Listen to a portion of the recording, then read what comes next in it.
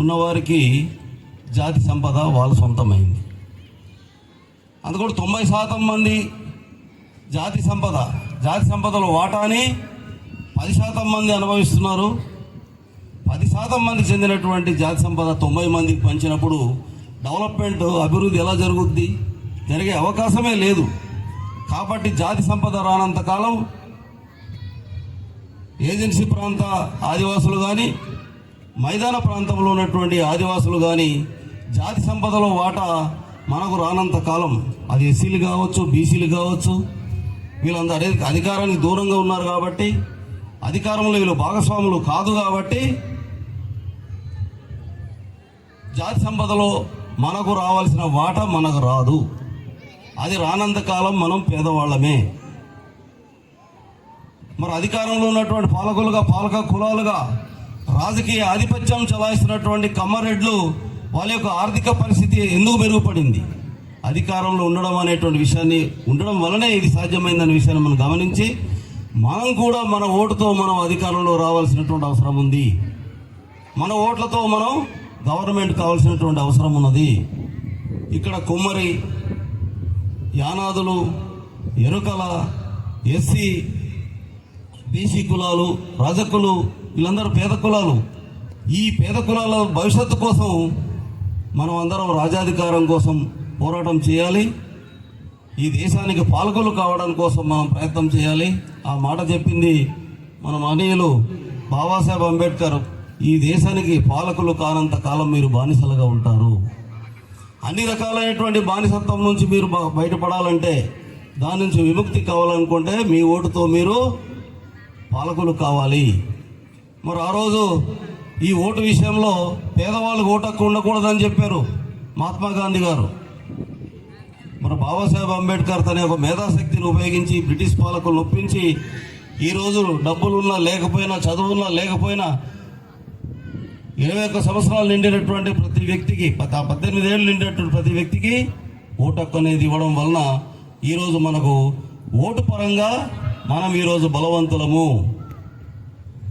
90% మంది ఓటు బలం మనకుంది, కానీ వాళ్ళకి 8% ఓటు బలం మాత్రమే ఉంది.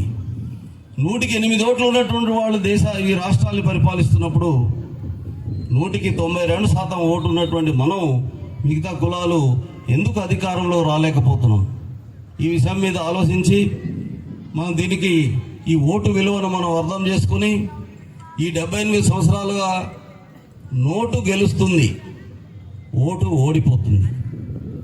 ఇప్పుడు మనం అందరం బాగుపడాలి, మన భవిష్యత్తు బాగుండాలనుకుంటే నోటును ఓడించాలి, ఓటుని గెలిపించాలి. సింపుల్. నోటును ఓడించాలి. ఇప్పుడు నోట్లతో వాళ్ళ పాలిస్తున్నారు, మనం ఓట్లతో మనం పాలకులు కావాలి. నోట్లు ఓడిస్తే ఓటు గెలుస్తుంది, ఓటు గెలిస్తే మనం ఈ దేశానికి, ఈ రాష్ట్రానికి మనం పాలకులు అవుతాం. ఆ ఉద్దేశంతో మరి ఈరోజు మనం అందరం ఆలోచించవలసినటువంటి అవసరం ఉంది. ఈరోజు దేశాన్ని పరిపాలిస్తున్నటువంటి పాలకులు ఈ రాజ్యాంగాన్ని కూలదోసే పనిలో ఉన్నారు, రాజ్యాంగ విరుద్ధంగా పరిపాలిస్తున్నారు, ఆలోచిస్తున్నారు. మానవ హక్కులను కూడా వాళ్ళు మర్చిపోయారు.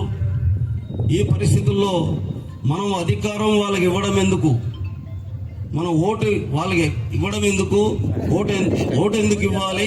ఎందుకు వాళ్ళ అధికారం ఇవ్వాలి? వాళ్ళకి అధికారం ఇచ్చి మనం ఎందుకు ఇబ్బందులు పడాలనేటువంటి విషయాన్ని మనం గుర్తు చేసుకుని, మరి చాలామంది పెద్దలు ఉన్నారు, చాలా ముఖ్యమైనటువంటి విషయాలు వాళ్ళు మీకు తెలియజేస్తారు. కాబట్టి భవిష్యత్తులో మళ్ళీ సమావేశాలు ఏర్పాటు చేసుకుందాం. మాకు దూరమైనప్పుడు కూడా ఈరోజు ఎందుకు వచ్చామంటే, ఈరోజు మనం ఒకరికొకరు పరస్పరం సహకరించుకొని ఉద్యమాలు చేయవలసినటువంటి అవసరం ఉంది. మైదాన ప్రాంత గిరిజనుల సమస్యలకు సంబంధించి ఆదివాసులు మద్దతు ఇవ్వాలి, ఆదివాసీ ప్రాంత గిరిజనులు మద్దతు ఇవ్వాలి. ఆ విధంగా మద్దతు తెలియజేయడానికి కోసం ఈరోజు ఈ సభలో నేను పాల్గొనడం జరిగింది. అదేవిధంగా మా ప్రాంతం యొక్క హక్కులు కాపాడుకోవడానికి అక్కడ బతుకులు బాగు చేసుకోవడానికి మైదాన ప్రాంత గిరిజనులు మద్దతు కావాలి. అలాగే మనకు షెడ్యూల్ కులాల మద్దతు కావాలి. అదేవిధంగా బీసీ సమాజం యొక్క మద్దతు కావాలి. ఈ విధంగా ఒకరికొకరు పేద వర్గాల వాళ్ళందరూ కూడా సంఘటితమైతే మనం బహుజనులు అవుతాం. బహుజన సమాజం బలమైన సమాజంగా నిలబడుతుంది.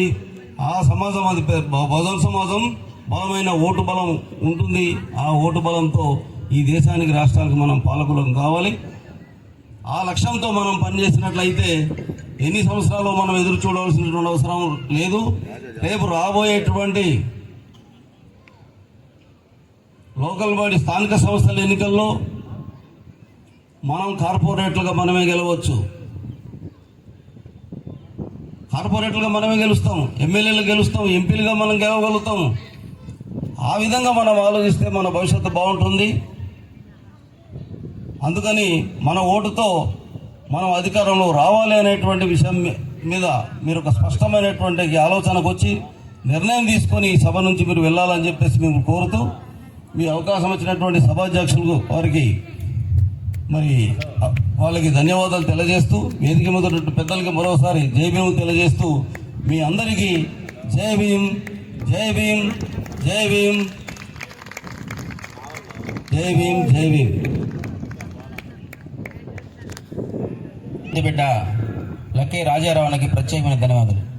అడవిలో ఉన్నటువంటి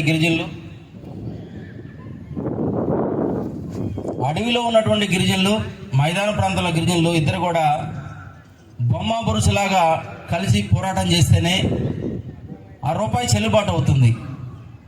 వాళ్ళు మనము కలిసి మన హక్కుల్ని సాధించుకోవాలి. మా కొండల్ని కోనల్ని మొత్తం కూడా నాశనం చేస్తుంది పాలక ప్రభుత్వాలు. మీ బతుకులు మార్చట్లేదు. ఇక్కడ ఉన్నటువంటి రెడ్డి గారు, కమ్మవాళ్ళు వివిధ రాజకీయ పార్టీలు పెట్టి మిమ్మల్ని అణిచివేస్తూ ఉన్నారు, మీకు అవకాశాలు కల్పించట్లేదనే విషయాన్ని అన్న మాట్లాడారు. అన్నకి ప్రత్యేక ధన్యవాదాలు. ఇంకా మనం గౌరవించుకోవాలి కాబట్టి ప్రారంభోపనాలు చెప్పి మా కష్టాలు, మా జాతులు, ఈ ప్రాంతంలో ఉన్నటువంటి గిరిజన జాతులు కూడా అనేక సంఘాలతో పనిచేస్తున్నారు. వాళ్ళు కూడా తమ అమూల్యమైనటువంటి సందేశాలు సమయం చాలా తక్కువ ఉంది కాబట్టి ప్రతి ఒక్కరు కూడా 2 నిమిషాలు మన జాతీయ నాయకులు ఎవరైతే ఉన్నారో ముందుగా పెంచిలి గారు అంటే